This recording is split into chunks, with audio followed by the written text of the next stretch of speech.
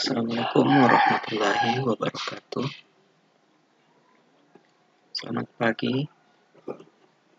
Perkenalkan, nama saya Sulfikri dengan NIM 182073, kelas B, jurusan Teknik Informatika, STIMIK Dipa Negara, Makassar. Pada kali ini, pada kesempatan di pagi hari ini, saya akan menjelaskan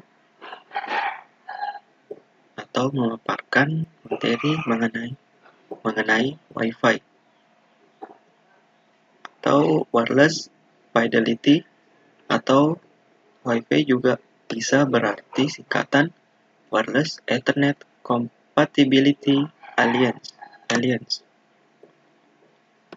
Sebelum saya lanjut, saya ingin memberi gambaran apa sih Wi-Fi itu. Nah, contoh kecil dari Wi-Fi itu begini. Misal kita meminta hotspot kepada teman kita, dan teman kita memberikan hotspotnya ataupun aksesnya kepada kita. Itu artinya sama saja teman kita memberikan Wi-Fi kepada kita, dan kita bisa menggunakan Wi-Fi atau jaringan teman kita untuk mengakses internet. Nah, dari contoh kecil ini, kita bisa mengartikan bahwa internet itu adalah sebuah teknologi untuk bertukar data secara nirkabel, artinya tidak menggunakan kabel atau menggunakan sinyal radio.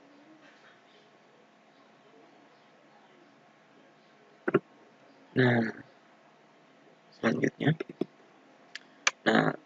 pokok bahasan yang akan saya bahas ke depannya atau slide-slide selanjutnya itu ada beberapa.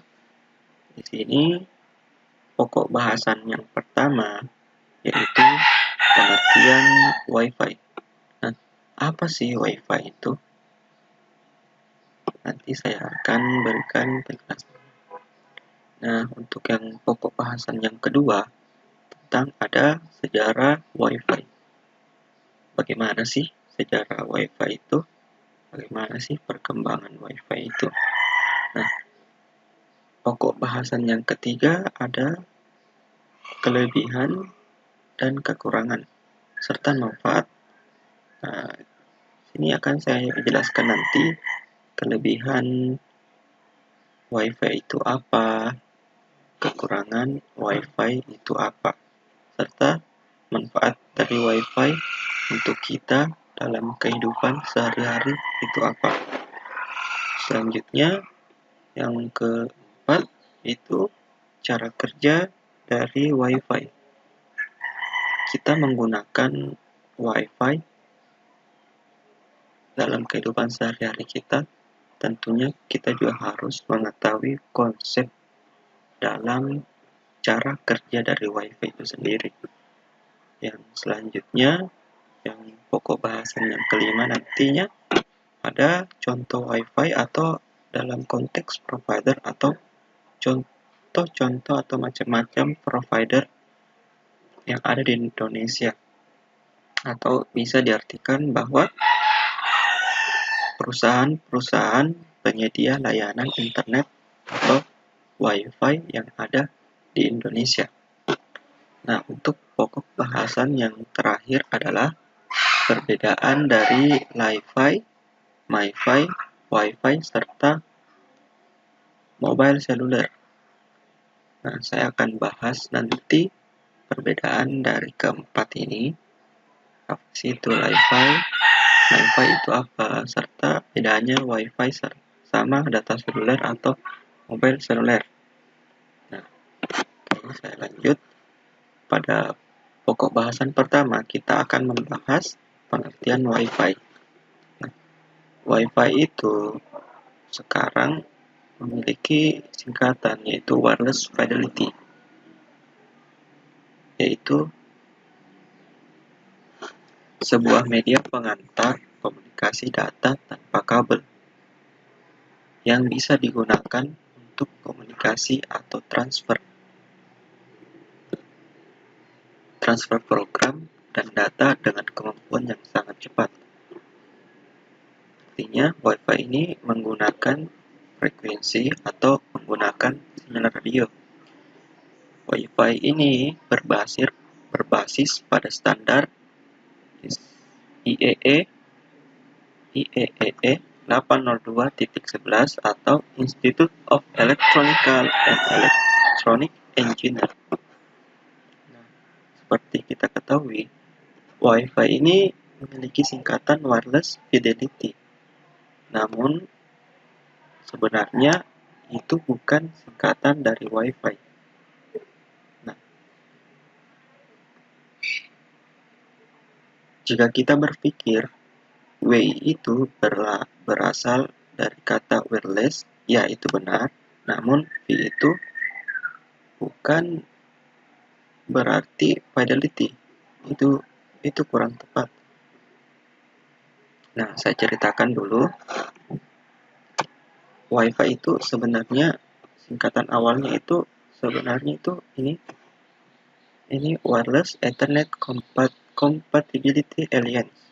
Namun sekarang memiliki singkatan Wireless Fidelity. Nah, saya ceritakan. Nah, secara resmi dulu itu sebelum lahir nama Wi-Fi ialah menggunakan sebutan IEEE 802.11. Nah, untuk sebutan IEEE 802.11 ini sangat sulit untuk diingat. Dan cara penggunaan yang sangat tidak enak. Nah, maka dari itu terjadilah pergeseran nama yang disebut dengan Wireless Fidelity. Namun, kenapa IEEE 802.11 berubah menjadi Wireless Fidelity?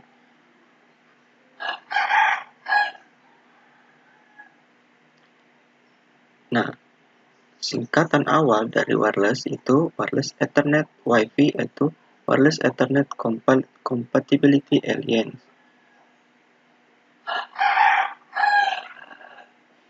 Tentunya ini mudah diingat, tetapi perusahaan memutuskan untuk mengganti dari singkatan ini menjadi ini karena tidak ketersinambungannya antara kata Wi-Fi dengan singkatan Wireless Ethernet Compatibility Alliance, sehingga pada akhirnya kata Wi-Fi itu tersebar dan beredar di masyarakat dengan singkatan Wireless Fidelity, dan itulah yang kita kenal hingga saat ini. Nah, lanjut. Sini merupakan standarisasi pada Wi-Fi ada 7. Standarisasi ini juga merupakan tipe-tipe dari Wi-Fi yang kita gunakan dalam sehari-hari. Nah, standarisasi yang pertama yaitu ada standarisasi 802.11a. Standarisasi ini dapat mentransmisikan sinyal pada frekuensi 5 GHz dengan kecepatan koneksi hingga 54 megabit per second.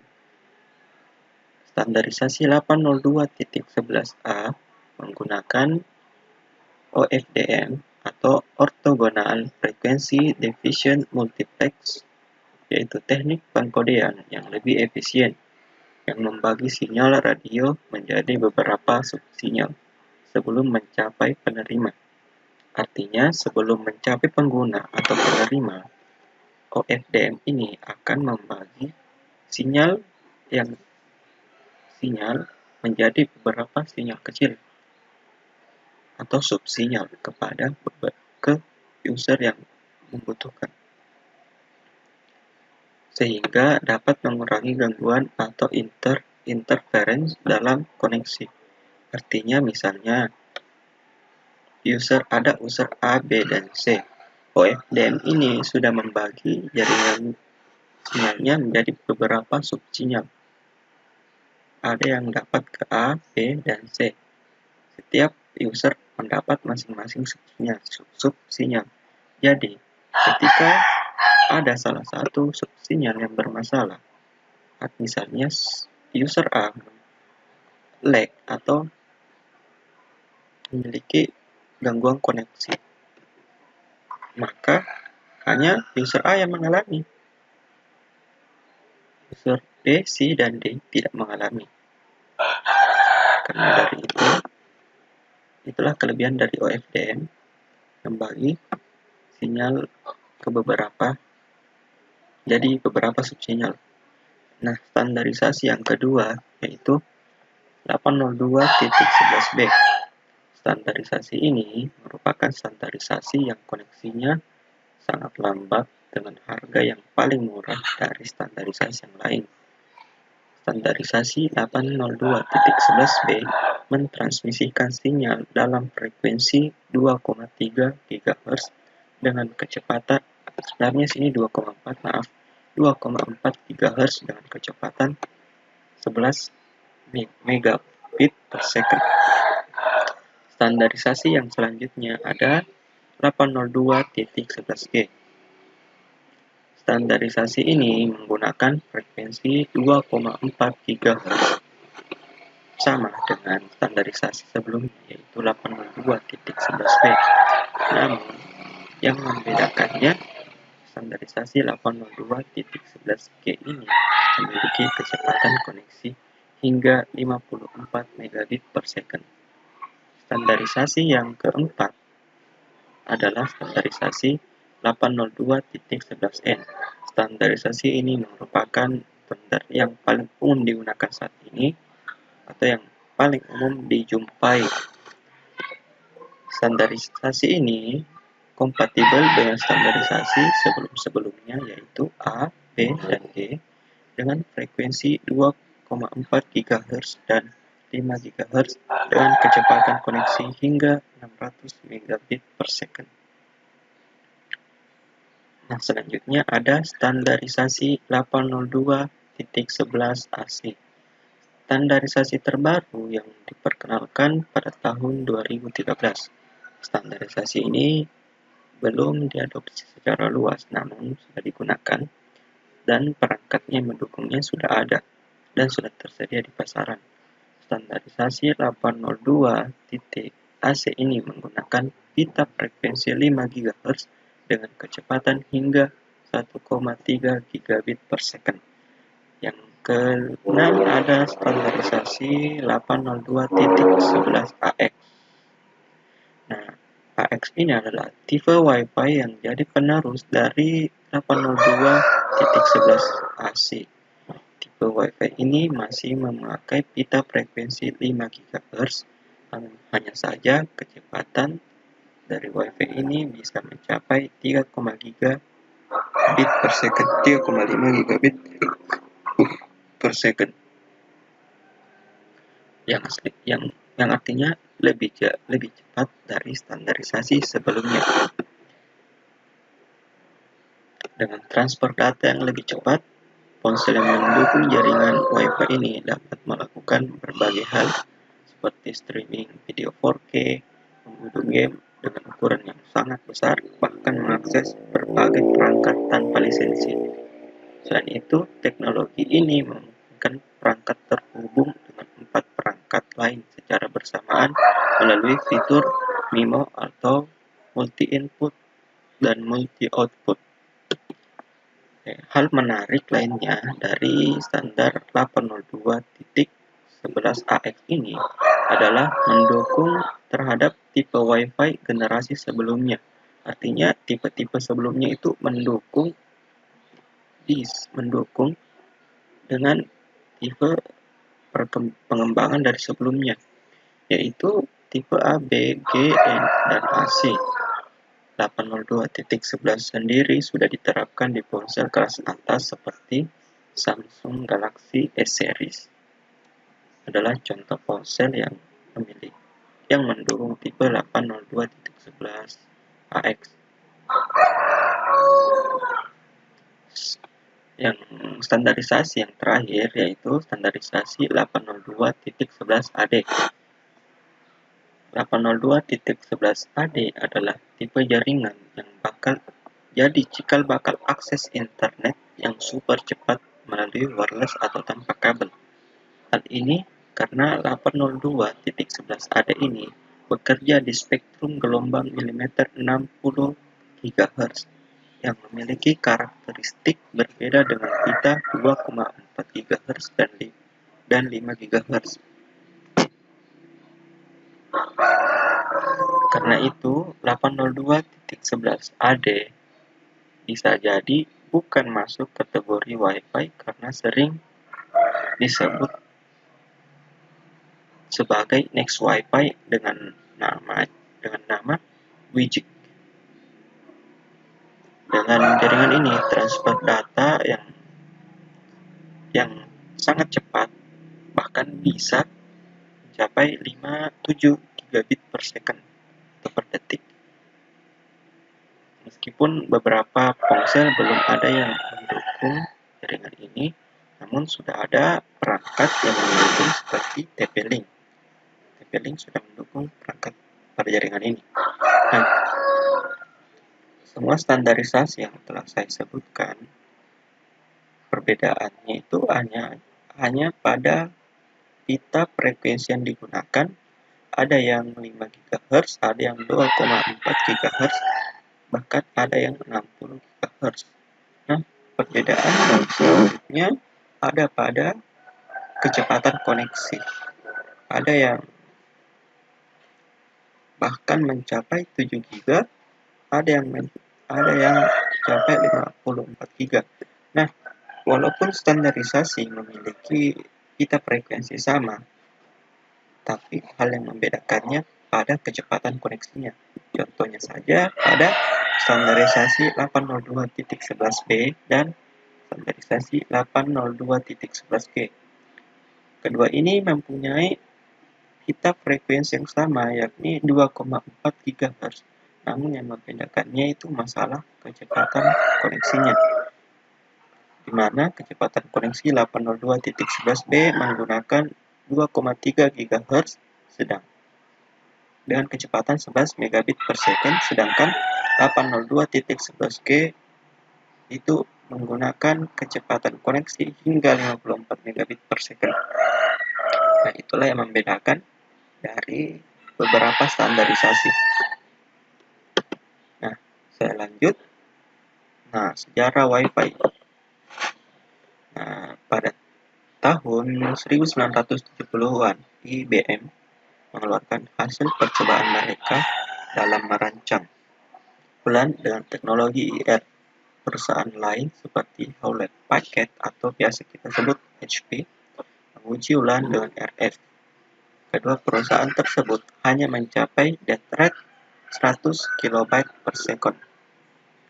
per second karena tidak memenuhi standar IEEE 802 untuk LAN yaitu 1 Mbps, maka produknya tidak dipasarkan. Baru pada tahun 1985, FCC menetapkan pita industrial, scientific, dan medical ISM band yaitu 902 sampai 928 MHz, 2400 sampai 2483,5 MHz, dan 5725 hingga 5850 MHz yang bersifat tidak berlisensi, sehingga pengembangan ulang secara komersial memasuki tahapan yang serius. Barulah pada tahun 1990 ulang dapat dipasarkan dengan produk yang menggunakan teknik spread spectrum SS pada pita ISM. Frekuensi terlisensi 18 sampai 19 GHz dengan teknologi IR dengan data rate lebih dari 1 Mbps.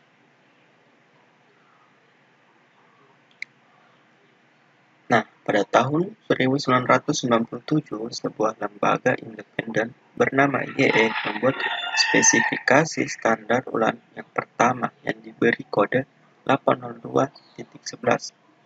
Peralatan yang sesuai standar 802.11 dapat bekerja pada frekuensi 2,4 GHz dengan kecepatan transfer data atau throughput teoritis maksimal 2 megabit per second. Pada bulan Juli 1999, IEE kembali mengeluarkan spesifikasi baru bernama 802.11b. Kecepatan transfer data teoritis maksimal yang dapat dicapai adalah 11 megabit per second. Kecepatan transfer data sebesar ini sebanding dengan Ethernet tradisional IEEE 802.3 10 megabit per second. Peralatan yang menggunakan standar 802.11b juga bekerja pada frekuensi 2,4 GHz. Salah satu kekurangan dari peralatan wireless yang bekerja pada frekuensi ini adalah kemungkinan terjadinya interferensi antar beberapa perangkat seperti microwave atau peralatan lain yang menggunakan gelombang radio pada frekuensi yang sama. Pada saat hampir bersamaan, IEE membuat spesifikasi 802.11a yang menggunakan teknik berbeda. Frekuensi yang digunakan 5 GHz dan mendukung kecepatan transfer data teoritis maksimal sampai 54 megabit per second. Gelombang radio yang dipancarkan oleh peralatan 802.11a relatif sukar menembus dinding atau penghalang lainnya. Jarak jangkauan radio relatif lebih pendek dibanding 802.11b. Namun saat ini cukup banyak pabrik hardware yang membuat peralatan yang mendukung kedua standar tersebut. Pada tahun 2002, IEEE membuat spesifikasi baru yang dapat menggabungkan kelebihan 802.11b dan 802.11a menjadi spesifikasi yang diberi kode 802.11g. Ini bekerja pada frekuensi 2,4 GHz dengan kecepatan transfer data maksimal 54 megabit per second.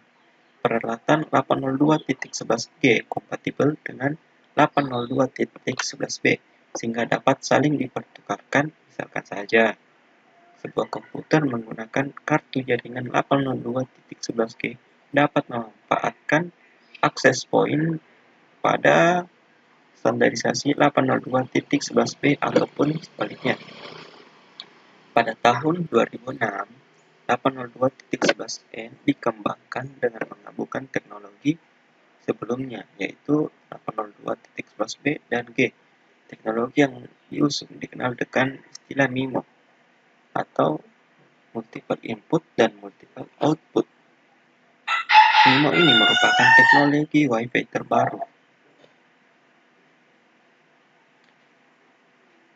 MIMO menawarkan peningkatan throughput, keunggulan reliabilitas, dan peningkatan jumlah klien yang terkoneksi. Daya tembus MIMO terhadap penghalang lebih baik. Selain itu, jangkauannya lebih luas sehingga Anda dapat menempatkan laptop atau klien Wi-Fi sesuka hati. Access point MIMO dapat menjangkau berbagai peralatan Wi-Fi yang ada di setiap sudut ruangan. Secara teknis, MIMO lebih unggul dibandingkan saudara-saudara tuanya. Saudara tuanya yakni 802.11a, b, g. Akses point MIMO dapat mengenali gelombang radio yang dipancarkan oleh adapter Wi-Fi 802.11a, bg. MIMO mendukung kompatibilitas mundur dengan 802.11a, bg. Peralatan Wi-Fi MIMO dapat menghasilkan kecepatan transfer data sebesar 108 megabit per second. Nah, tahun-tahun selanjutnya dikembangkan standarisasi baru, di mana standarisasi 802.11 11 AC dikembangkan pada tahun 2013. Lanjut pada kelebihan dan kekurangan. Kelebihan dan kekurangan WiFi itu, ini ada beberapa. Pertama itu kelebihan WiFi. Satu, tidak perlu kabel. Tidak perlu kabel. Artinya WiFi ini dalam penggunaannya tidak memerlukan kabel. Penggunaan kabel yang banyak dinilai kurang praktis oleh sebagian orang. Selain itu, dari segi estetika, penggunaan kabel sangat kurang nyaman dilihat. Nah, dengan sedikitnya kabel, biaya pemeliharaannya pun murah.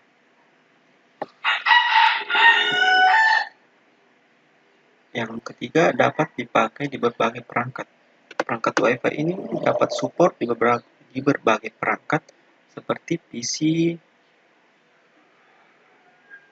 kamera, kulkas cerdas, TV, smartphone, tablet, dan teknologi lainnya atau perangkat-perangkat lainnya yang super WiFi. Nah, yang selanjutnya memiliki kecepatan transfer data yang konsisten. Dengan kita menggunakan WiFi, transfer data akan konsisten karena kita menempatkan sinyal radio. Jadi kita tidak menggunakan kabel USB dan kecepatan data transfernya pun relatif stabil dan konsisten. Nah, yang selanjutnya itu estetik. Nah, ini terkait pada kelebihan WiFi yang pertama, yaitu tidak perlu kabel, estetik. Yang selanjutnya, pemasangan yang cepat. Nah, WiFi ini sangat mudah dipasang, bahkan orang yang awam WiFi pun kalau mau pemasangan WiFi cukup membuka buku petunjuk, sudah bisa karena WiFi itu sangat mudah dipasang. Tinggal colok-colok dan jadi. Lanjutnya, mudah untuk direlokasi. Artinya WiFi itu sangat mudah dipindahkan. Misalnya kita mau pindahkan WiFi dari ruang tamu ke kamar pribadi kita, boleh. Bahkan ketika kita misalnya pindah rumah atau pindah kos, WiFi sangat mudah direlokasi. Artinya kita hanya perlu mencabut power supply saja dan berapa, tinggal nanti pada saat di tempat baru kita pasang kembali lagi seperti pemasangan semula. WiFi itu juga dibilang estetik karena bisa ditempatkan dimanapun, bisa ditempelkan di dinding, di langit-langit pun bahkan bisa ditempatkan, bahkan di atas meja pun bisa, tergantung bagaimana dari kita itu sendiri, tempatkan bagaimana dan kondisi rohaninya kita bagaimana. Nah, untuk kekurangannya sendiri yaitu biaya yang mahal. Nah, biaya yang mahal di sini itu adalah biaya paket. Biaya paketnya tergantung biaya paket yang kita beli. Semakin banyak paket data yang kita butuhkan, maka semakin banyak biaya yang akan kita keluarkan. Nah, selanjutnya ke cuaca buruk, musuh bagi teknologi wireless. Artinya apa? Ketika datang cuaca buruk ataupun bencana alam, nah maka sinyal WiFi ini akan terganggu dan akan mengalami lost connection. Artinya tidak ada koneksi di sekitar kita.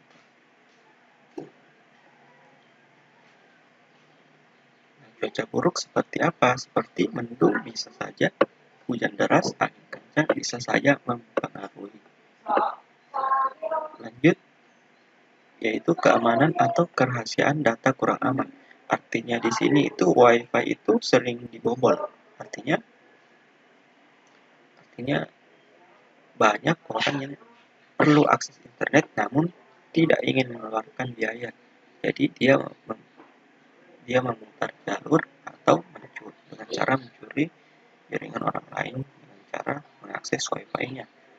Seperti kita mengaktifkan hotspot atau memberikan hotspot kepada teman, setelah kita lihat, kok tiba-tiba ada perangkat yang tidak dikenali ya, yang terdaftar pada jaringan kita. Artinya dia sudah menggunakan jaringan kita untuk kepentingan pribadinya atau dan kepentingan dalam mengakses internet di perangkatnya. Nah, lanjut pada manfaat WiFi. Nah, manfaat WiFi itu seperti berbagi file.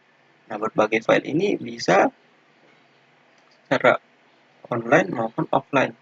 Nah, online-nya sendiri itu sudah kita sering temui ya, kirim berkirim. Nah, untuk offline-nya sendiri itu kita bisa memanfaatkan aplikasi ShareIt. Nah, cara penggunanya itu hanya dengan menghubungkan perangkat satu dan yang lain dengan jaringan WiFi. Kemudian kita bisa mengirim aplikasi ataupun file-file dengan menggunakan ShareIt. Yang kedua, manfaat WiFi itu terhubung dengan internet. Nah, ini sudah jelas ya, sudah fungsi dari WiFi.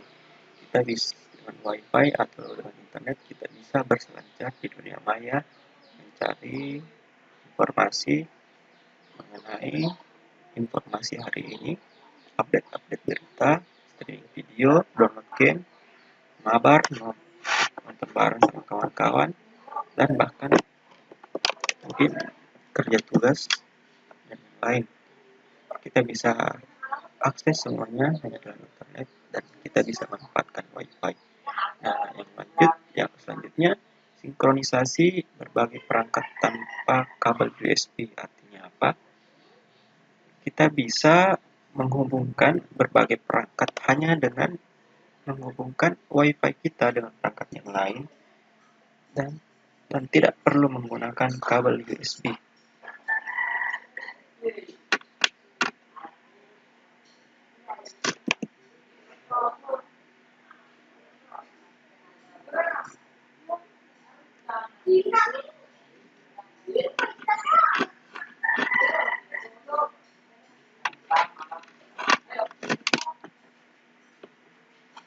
Nah,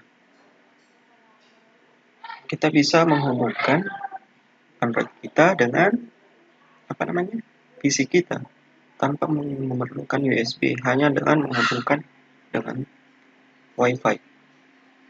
Kita juga bisa menghubungkan smartphone kita dengan smart TV kita. Yang fungsi selanjutnya atau manfaat selanjutnya itu mentransfer video atau foto dari kamera digital. Artinya kita bisa memanfaatkan fitur WiFi ini pada saat kita merekam atau motret sebuah gambar. Kita bisa, karena layar kamera kita kecil atau kamera digital kita kecil, kita kurang puas dalam melihat gambar atau hasil gambar yang dipotret, maka kita bisa melihat gambarnya langsung melalui layar atau monitor yang lebih luas, misalnya PC kita ataupun monitor yang lainnya, hanya dengan bantuan WiFi.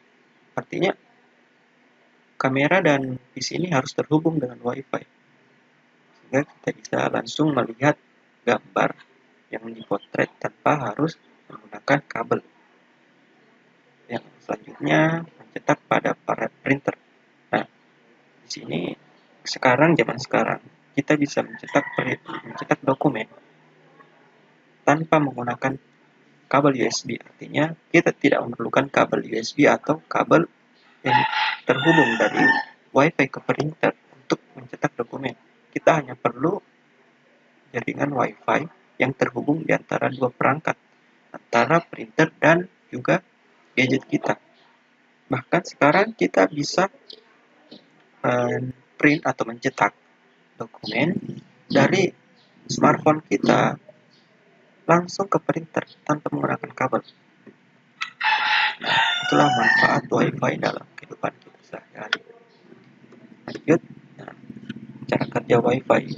Nah, untuk cara kerjanya, yang pertama itu router menerima data dari internet akan menerjemahkannya menjadi sinyal radio yang kemudian ditransmisikan dari antena WiFi ke perangkat penerima WiFi seperti ponsel pintar atau laptop ataupun perangkat yang lainnya yang dilengkapi dengan rangkaian WiFi.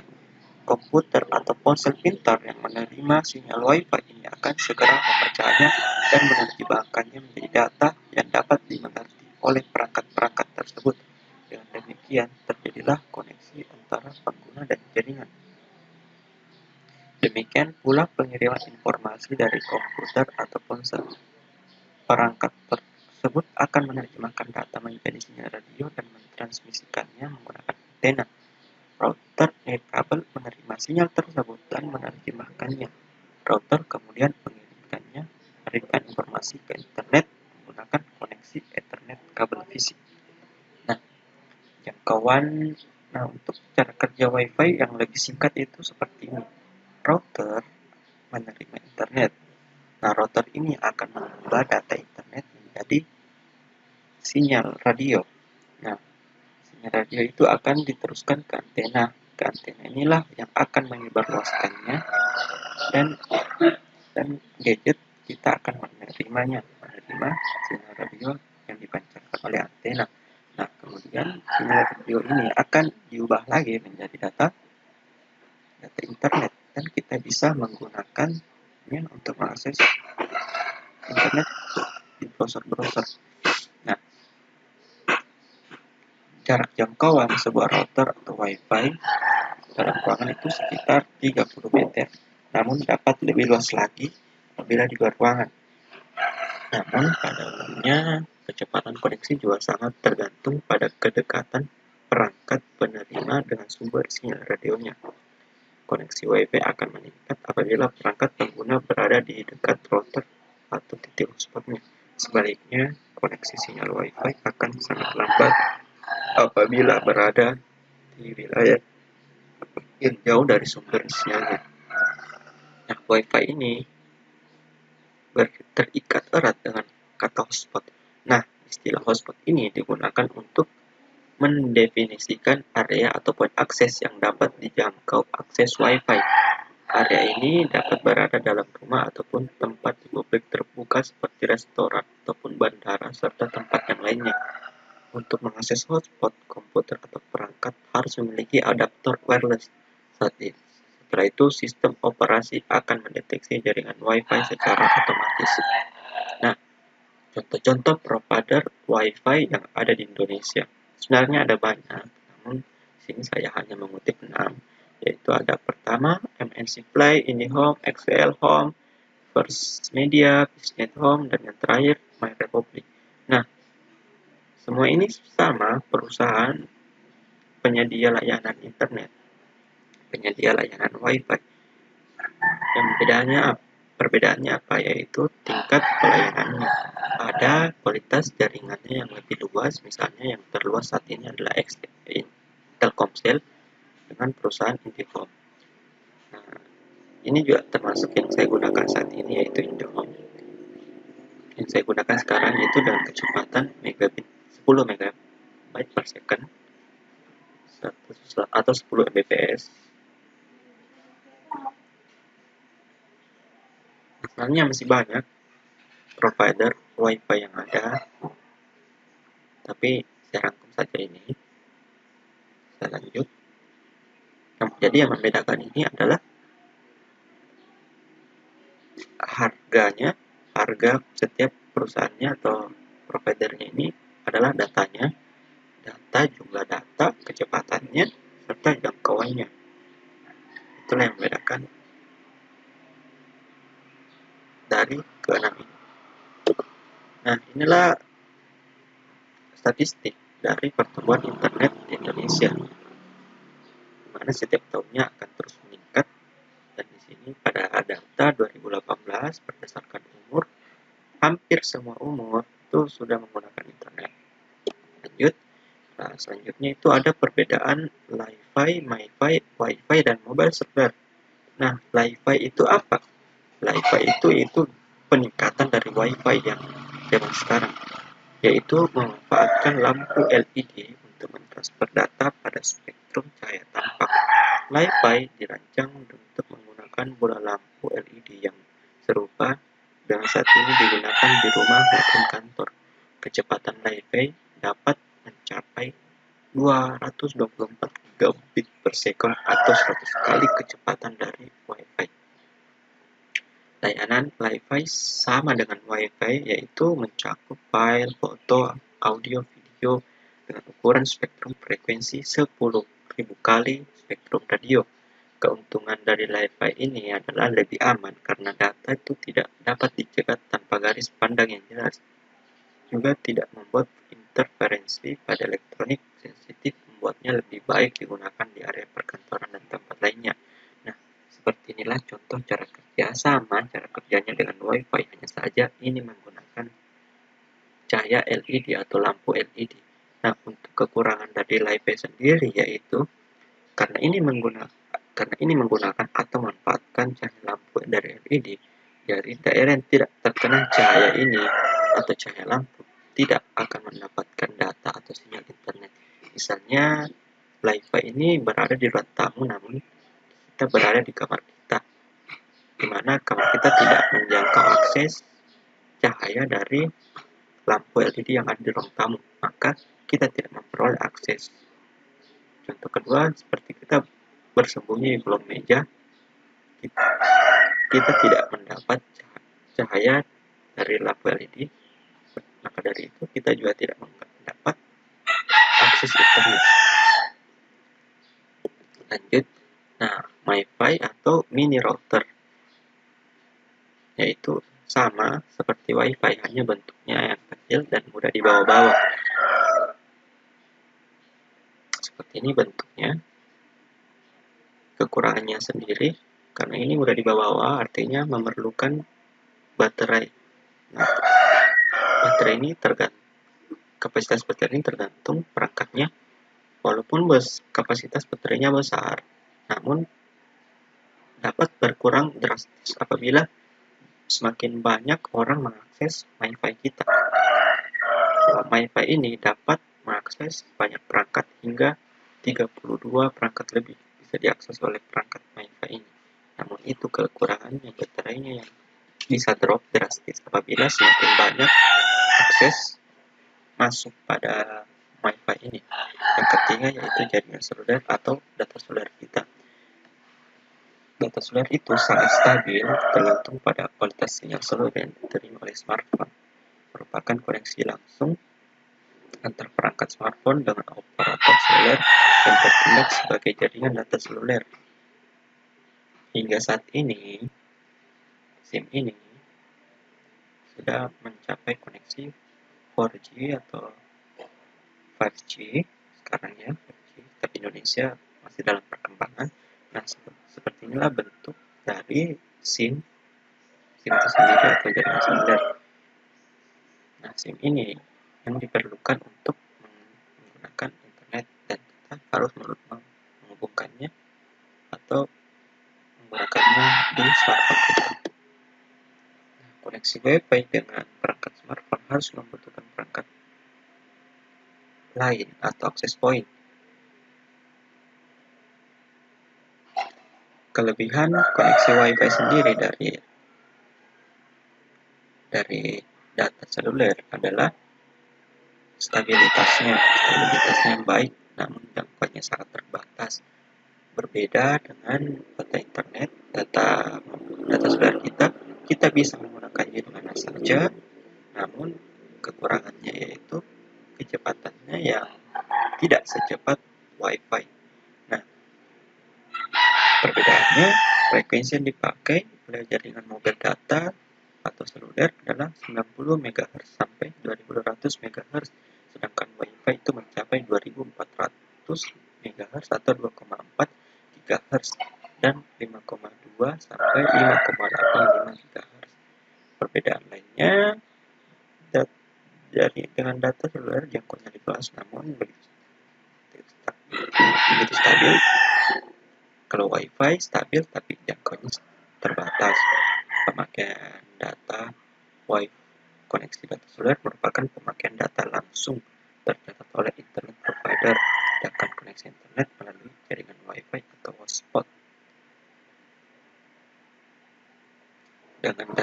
Perbedaan terakhir, dengan data seluler, perangkat smartphone tidak butuh perangkat tambahan lainnya, sedangkan koneksi WiFi membutuhkan tambahan berupa akses point atau hotspot.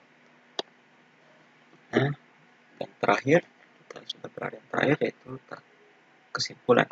Kesimpulan dari saya itu internet sudah menjadi hal wajib bagi seluruh masyarakat di seluruh dunia.